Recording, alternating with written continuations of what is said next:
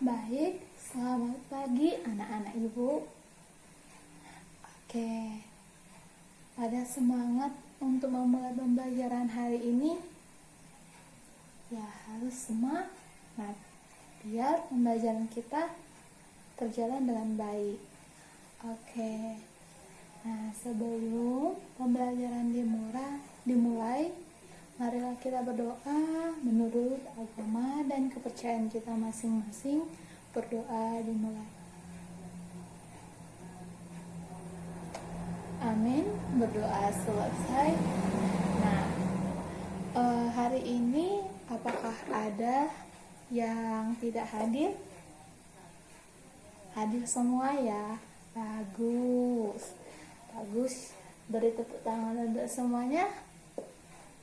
Nah, karena hari ini semua hadir, itu artinya semuanya semangat untuk mengikuti pembelajaran.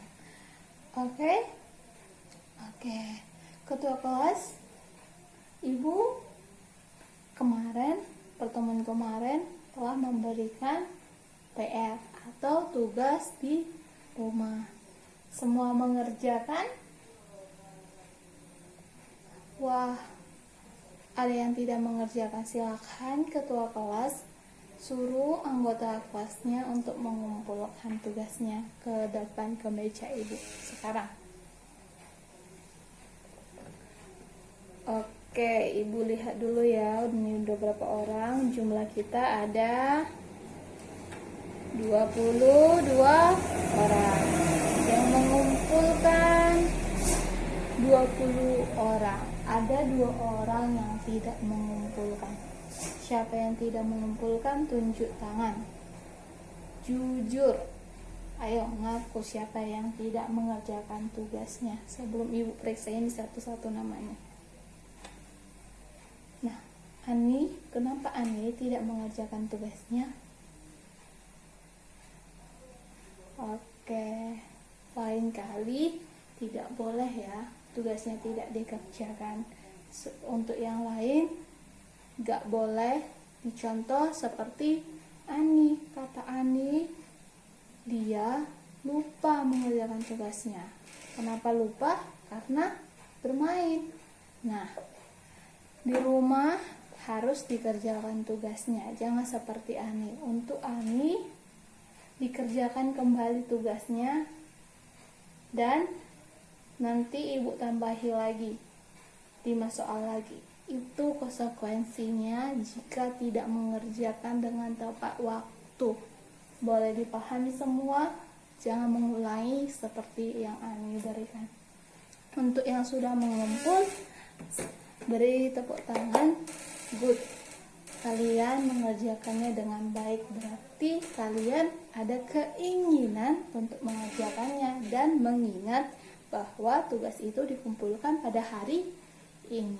Oke, kita lanjut. Pada pertemuan sebelumnya kita telah membahas yaitu tentang apa? Siapa yang masih ingat? Tunjuk tangan.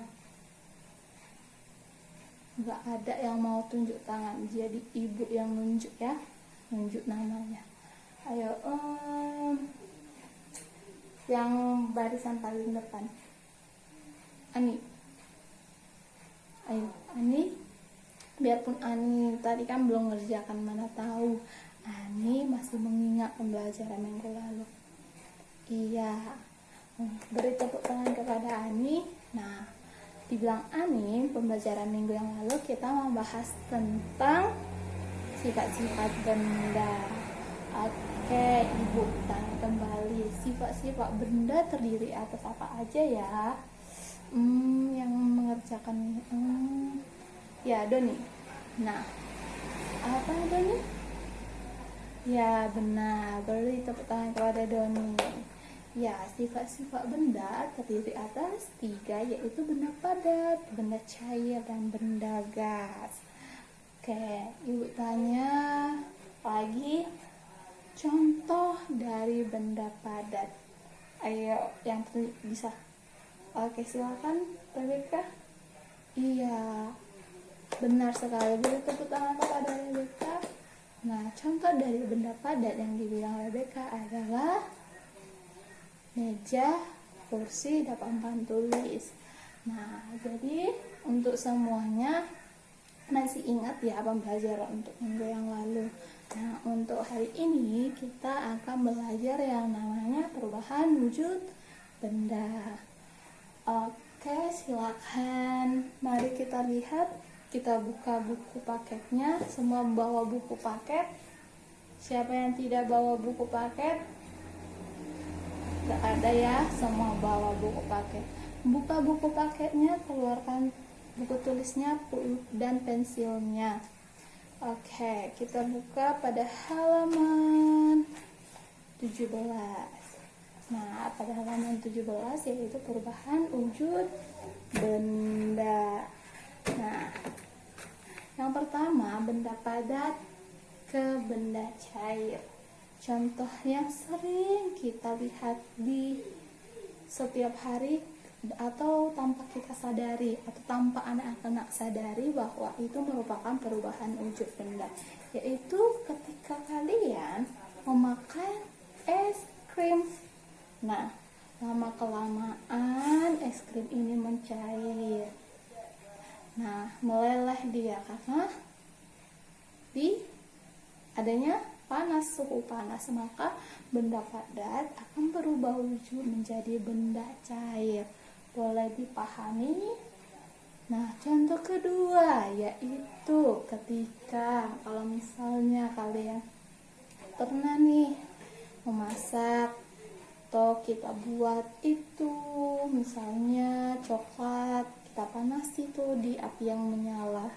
Nah, lama kelamaan coklat ini akan mencair. Jadi itulah contoh dari perubahan wujud padat ke wujud cair. Paham? Ada yang mau bertanya? Nggak ada, berarti semua paham. Kita lanjut yang kedua yaitu perubahan wujud dari benda cair ke benda padat.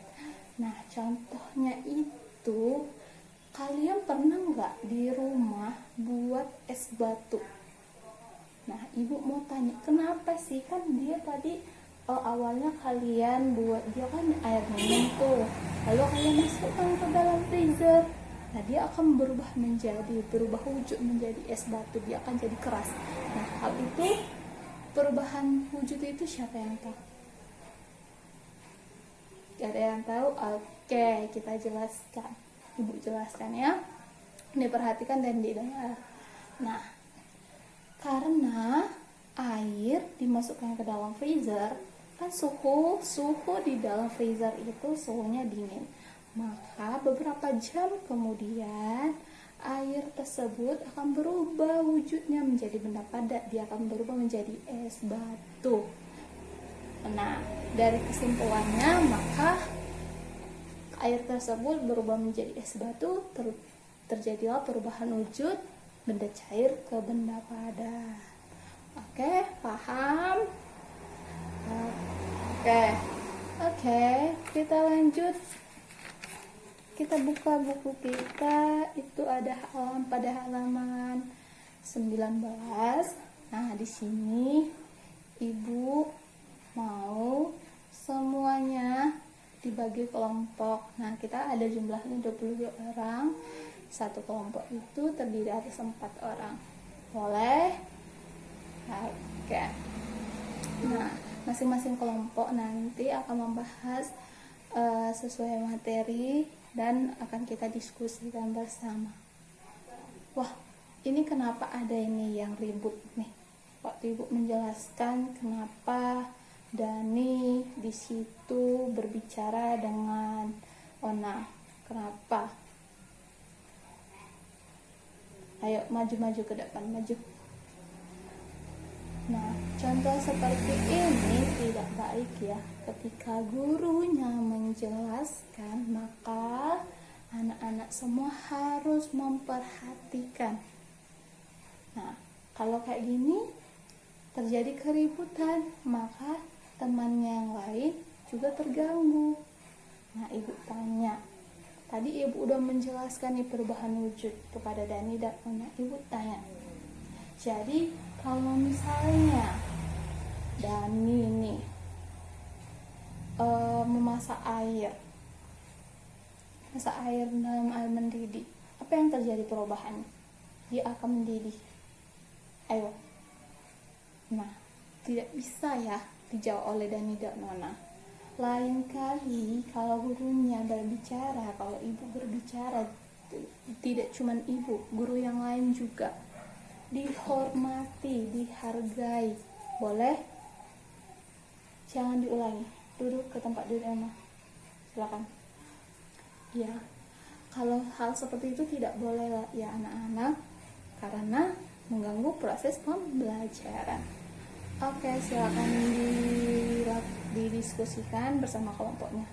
Ibu tunggu 15. Oke, silakan kelompok, kita diskusikan bersama-sama mengenai materi. Oke, sekian untuk diskusi hari ini. Kita udah belajar tentang perubahan wujud benda dari kelompok 1, kelompok 2, kelompok 3, dan kelompok 4. Semua mempresentasikannya dengan baik. Berarti anak-anak ibu memahami materi dan kita belajar mendiskusikannya bersama-sama.